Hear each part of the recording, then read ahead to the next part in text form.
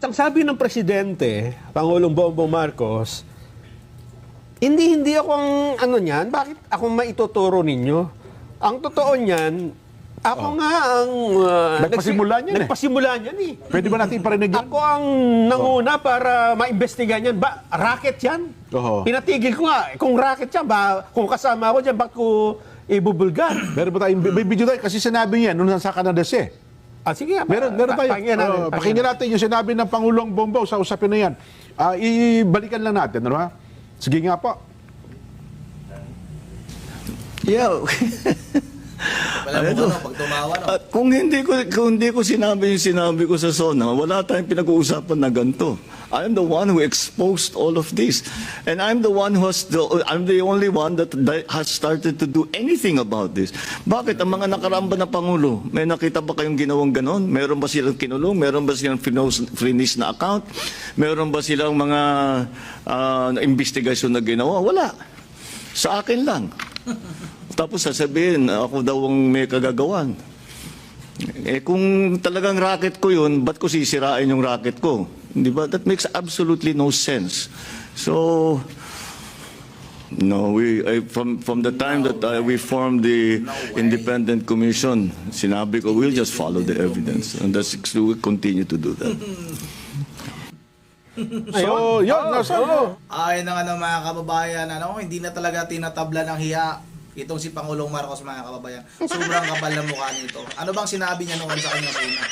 Meron na tayong natatapos na 5,500 flood control sa buong bansa. Pinagyabang mo yan noon, Marcos. Huwag kang magsinungaling. Buong Pilipinas nakakarinig sa'yo. Hindi lang Pilipinas, hanggang sa buong bansa. Buong ibang bansa pala, mga kababayan. Alam ng ating mga kababayan yan, na mga OFW, na pinagyabang mo yung 5,500 flood control sa buong bansa. Ikaso nga lang, nagkaroon ng matinding pag-ulan pagkatapos ng tsunami at bumaha sa buong Metro Manila at saka sa Bicol region. Anong sabi mo? Kumamot ka pa sa ulo mo. Anong gagawin natin?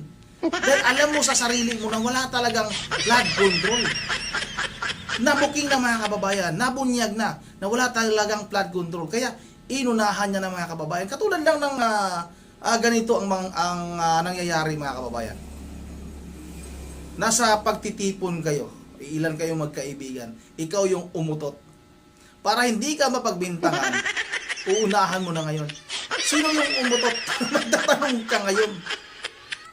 Ganon ang ginawa rin itong si Pangulong Marcos, mga kababayan. Para kunwari, na wala siyang alam sa nangyaring nakawan, sa nangyaring pambubudol sa flood control, mga kababayan, kunwari, inunahan niya na. May kalyado ba siya ngayon na nakakulong? Si Martin Romualdez siya sana. Eh bakit hindi nila habulin? Itong si Saldico. Kasi si Saldico, mga kababayan, once na maibalik dito sa ating bansa, pag bumalik dito sa ating bansa itong si Saldico, eh talagang malilintikan sila. Dahil si Saldico ang nakakaalam, maraming alam si Saldico, marami nang inexpose si Saldico, kaya iniiwasan nila na maibalik dito sa bansa natin itong si Saldico. Ang kapal. Ngayon lang tayo nakakakita ng ganito kakapal ang mukha na Pangulo, mga kababayan. Ito po patuloy natin. Yun din naman sinasabi natin nung pang nakaraan, di ba? Pero nagtataka ako, bakit mga kababayan natin, mga ilang opisyal, hinaharang nyo yung kagustuhan ng Pangulo na malaman kung sino nasa likod nito. Ayun, di ba? Yun naman pala. Oo, yun ang sinabi ng Gusto Pangulo nating mismo eh. labanan ang mga nasa likod, mga utak ng racket na ito Yan. sa flood control. Ba't ayaw niyong papuntahin? Hindi niyo pinayagang mag-rally yung mga... Yan ang hinahanap, di ba? Meron lang mali doon sa part. Tama yun eh. Dapat habulin yung utak eh. Oo. Pero doon sa... Siya ang nagpasimula nito, Jen, para malantad, mukhang merong mas nauna sa kanya. Ba? Kasi ang sinabi ng Pangulo yan, last year, SONA. Oh, yung mahihayin naman kayo, di ba? Oo, Bago oo, tapos mahihayin naman August ay sinabi niya yung mga contractors, di ba? Yes, oo. Pero ano ba yung SONA nung nakarang, nung 2025? July 28. 28, yes. So, 2025, yes. Isang taon. Pero alam mo ba na July 21 pa lang, Okay. kasi ganito pong nangyari niyan eh. Yung July na yan, yung bago mag-SONA, ang daming ulan, ang daming habagat. Yes. Binaha po talaga maraming lugar sa Pilipinas. Oo. At dyan po, ay dinidiscuss namin sa programang Saganang Mamamayan ang pinagtibay na budget. Kasi yan eh sa SONA, Yes. ihaharap eh, di ba?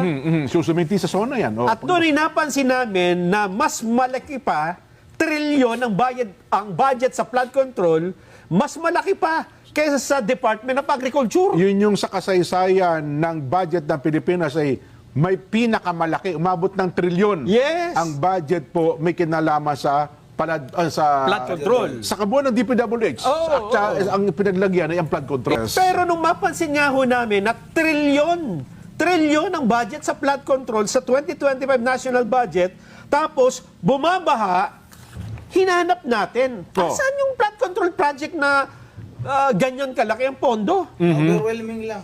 Ito po ang isang bahagi ng episode ng Saganang Mamamayan.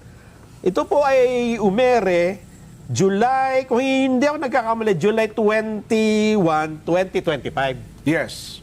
Isang linggo pa bago mag-SONA, bago pa sabihin ng Pangulo na mahiya naman kayo. Ito po, kasama namin, Senador Rodante Marcoleta. Pakinggan po natin. Akala pa naman natin na kahit lumakas ang buhos ng ulan dahil sa laki ng pondo para sa flood control, Dapat wala ng baha. dapat wala nang baha kahit pa talaga namang apakaraming tubig ang bumuhos sapagkat bilyon-bilyon din ang naubos na pera dyan. Dapat handang-handa na ang bansa natin sa pagbaha, di ba? Lalo na Metro Manila. Ay naman, magkano ba ang ibinadget ng pamahalaan sa baha, Jen? Sa flood control. Oo, sa flood control. Mukhang Kasi nung mga nakaraan, tama sa 500 billion out of 5,000 na nabanggit pa ng Pangulo noon sa SONA, 5,000 flood control projects ang isa katuparan sa buong bansa. Na nagkakalaga yata ng mahigit na 400 billion pesos. Yan, more or less, mga kalahating... Ayan, baka mamaya makalkal na naman yan. Ganon? Alam mo, nung ako'y nasa primary school, Jen, Opo. natatandaan ko, babaha sa amin, pagka 2 araw na yung ulan. Yung tuloy-tuloy talaga, Dito 2 oras pa lang, baha na eh. Yun ang pagkakaiba. Hindi ko malaman. Opo. Siguro dahil dumami yung tao, hindi ko malaman. Pero sana man lang, dahil sa laki naman ng budget na itatalaga sa ganyan. Siguro naman, nung 1966 din, Nelson. Wala pang ganong Baka yung budget naman nun, piso-piso lang, di ba? Opo. Kaya pwede mo sabihin na hindi ganap na nabibigyan ng tugon siguro. Pero kung bilyon-bilyon naman na piso na ang pinag-uusapan para maihanda, maitalaga ang kinabukasan ng bansa, parang nga nangyari, walang nilatag na flood control Ang naging... Parang inianod lahat ng tubig, ang lahat ng flood control Nako. projects na talagang ipinundar. Kung talagang naipundar, Jen. Yun na nga po ang naging... Meron akong binigay na litrato kay Direk. Pwede ba nating ipasinag yun? Kasi, Sige nga, direct. yan, Tuba. ayan ang sinasabi ko. Ayun, Alam mo, Nagagawa lang ito, Sen? kagagawa lang yan. tingnan mo, dyan, hindi ko lang naipakita. Merong minota dyan sa ilalim niyang litrato na yan. Ayan, Opo. riprap yan eh. Oo.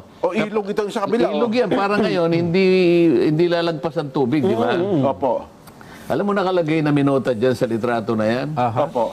80% lupa, sabi niya. Okay. 15% semento. Opo. 5% bakal. Okay. Opo. Equals pera. Naku po. Yun ang nakaano dyan. Hindi lang nakuha mismo dun sa litrato kasi putol eh. Tingnan mo naman, nasaan ang bakal dyan? Wala. Tapos yung loob niya, wala rin yung laman. Wala pang tubig yan eh. O ngayon po, magpapaliwanag pa ba tayo kung bakit nawala po lahat? Ayan kitang-kita nyo. Yan ang flood control project. Dito pala mas malaki. Tingnan na po ninyo. Yan na yung 300 billion, Sen? Bahagi lang daw yan. Bahagi. Hindi, ibig ko sabihin, ganyan ang Ganyan ang ginagawang itsura. mga project. Oo. Eh ngayon, kung lahat po ng nagpapatupad ng project ganito, talagang wala pong mangyayari. Oo nga. Ito ay wala pang ulan nito sa Nasibay. Pagka tumaas yung tubig doon sa ilog. Malalapnos lahat yan. Oo nga, kasi walang Hindi pa bakal eh. dumaan ang tubig eh. Oo. Oo. Eh baka mas mabubuti pa yan kasi meron Palagay ko yan. Merong mga batang naglaro dyan. Oo nga, tama. Ha?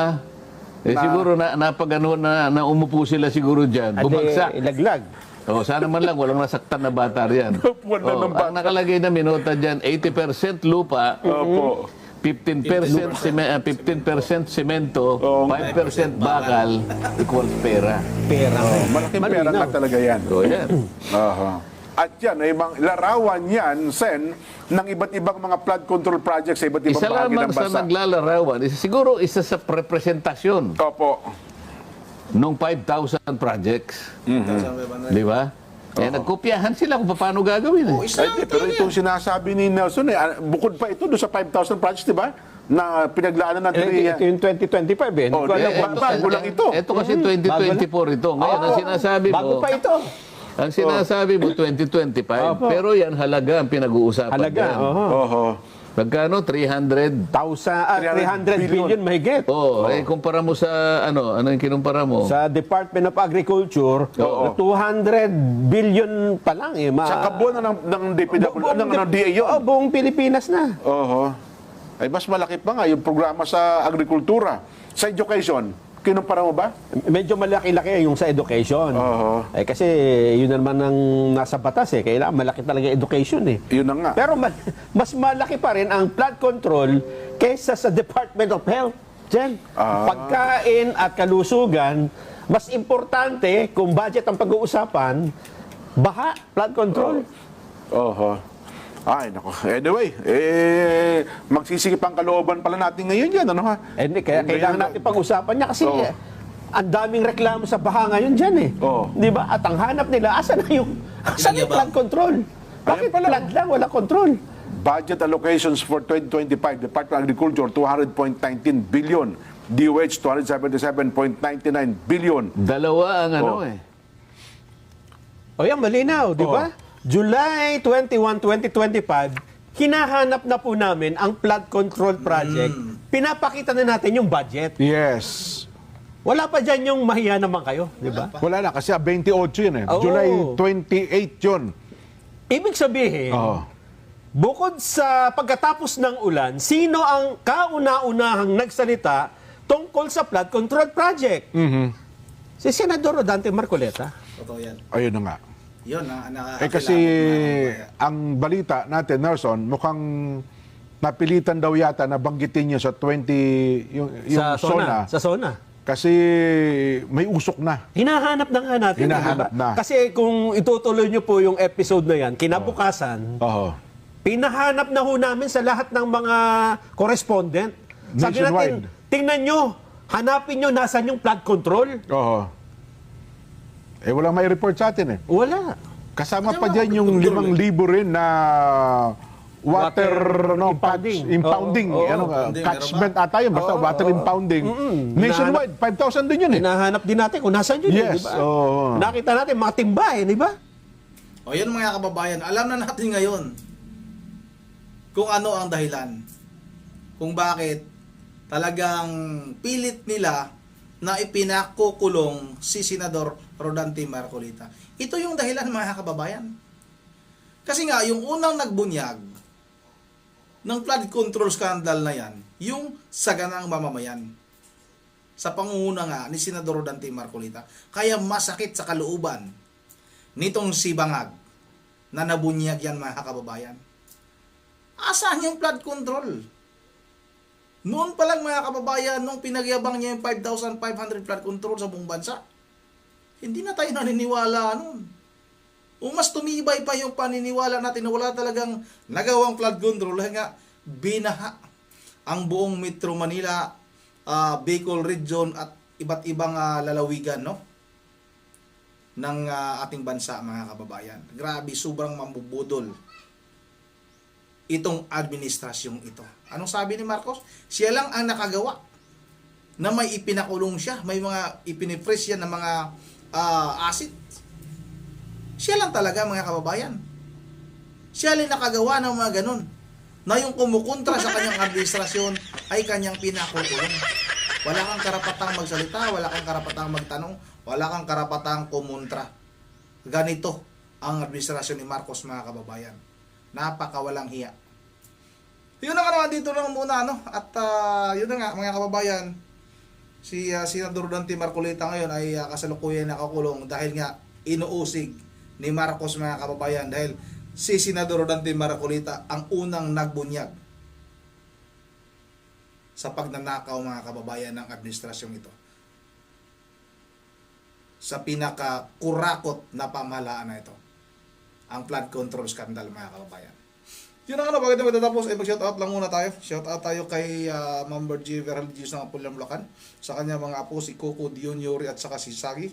Shoutout na rin kay Hins TV Idol. Shoutout kay Lorna Baro. Shoutout kay Manny Aguilar. Shoutout kay Crispin Del Rosario. Kay Kuya Jos Hart. Kay Opirian Vlog Idol. Shoutout sa inyo mga viewers yan, sa mga subscribers po. Shoutout na rin kay Roger Pabul at kay Biyahirong Guard, kay Cesar Pilar, at kay Ma'am Maybelline Balikaw, at kay Ma'am Joyce ng Japan, kay Judy Francisco, at kay Jewel RP. Yun naman, dito lang muna at once again. This is Rondy TV mo. Ingat nila at God save the Philippines.